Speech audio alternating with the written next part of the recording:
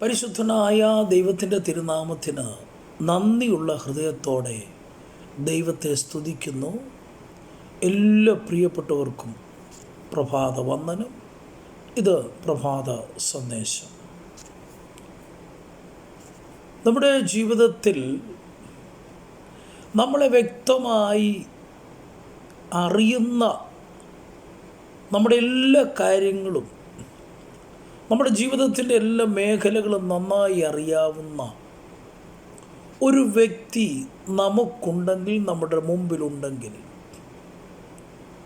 നമ്മുടെ ജീവിതത്തിൽ പങ്കുവെക്കുവാനും പകരുവാനും ആശ്വാസം പ്രാപിക്കുവാനും ആ വ്യക്തി മതിയായവൻ ആണെങ്കിൽ നമ്മുടെ ജീവിതത്തിൽ എത്ര സന്തോഷമായിരിക്കും.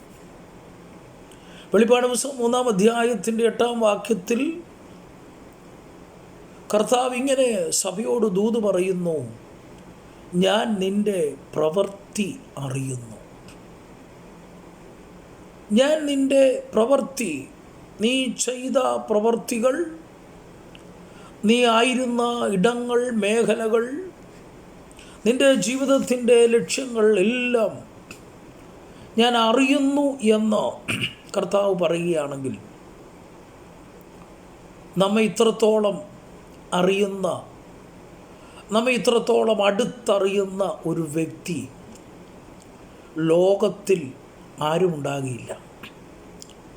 ഒരുപക്ഷെ എത്ര വർഷം നമ്മുടെ കൂടെ താമസിക്കുന്ന നമ്മുടെ ഭാര്യ ആയിക്കൊള്ളട്ടെ, മക്കളായിക്കൊള്ളട്ടെ, നമുക്ക് ജന്മം തന്നെ നമ്മെ വളർത്തിയ മാതാപിതാക്കളായിക്കൊള്ളട്ടെ, സഹോദരങ്ങളായിക്കൊള്ളട്ടെ, അവരൊന്നും നമ്മളെ യഥാർത്ഥമായി ആഴമായി നമ്മെ അറിഞ്ഞെന്ന് വരത്തില്ല.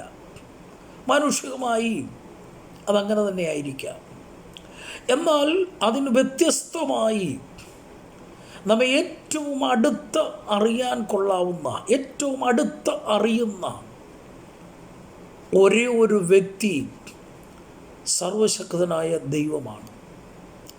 അതുകൊണ്ടാണ് ഇവിടെ പറഞ്ഞത്, ഞാൻ നിൻ്റെ പ്രവൃത്തി അറിയുന്നു. 139-ാം സങ്കീർത്തനത്തിൽ സങ്കീർത്തനക്കാരിങ്ങനെ പറയുന്നു: നീ എന്നെ ശോധന ചെയ്തറിഞ്ഞിരിക്കുന്നു.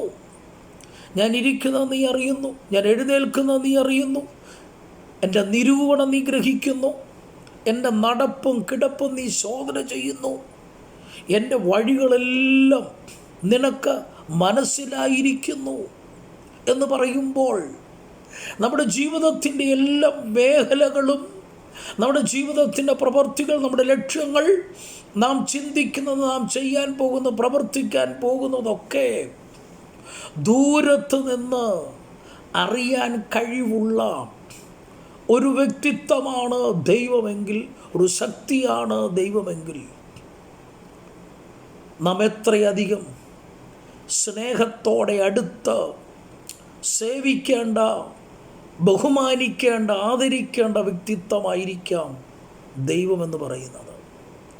ആകയാൽ ദിവസങ്ങളിൽ നമ്മെ അറിയുന്ന ഒരാളുണ്ട്.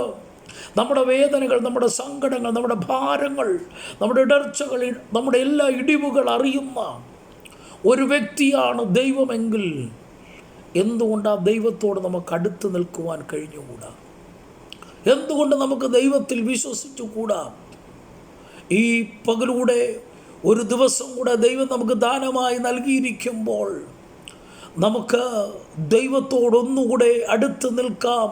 നമ്മെ നല്ലവണ്ണം അറിയുന്ന ദൈവം, നമ്മെ അടുത്തറിയുന്ന ദൈവം, നമ്മുടെ ജീവിതത്തിൻ്റെ ലക്ഷ്യങ്ങൾ, നമ്മെക്കുറിച്ചുള്ള പ്രോഗ്രാമുകൾ, നമ്മെക്കുറിച്ചുള്ള പദ്ധതികൾ വ്യക്തമായി അറിയുന്ന ഒരു ദൈവത്തിൽ നമുക്ക് ആശ്രയിപ്പാൻ കഴിയുമെങ്കിൽ, ദൈവം ആഗ്രഹിക്കുന്ന ദൈവിക റൂട്ടിലൂടെ സഞ്ചരിക്കുവാൻ നമുക്കിടയായി തീരും. അങ്ങനെ ഒരു തീരുമാനത്തിലേക്ക് ഈ ദിവസങ്ങൾ നമുക്കടുത്തു പോരാം. ദൈവത്തോടൊരു പടിയുടെ അടുത്തു നിൽക്കാം.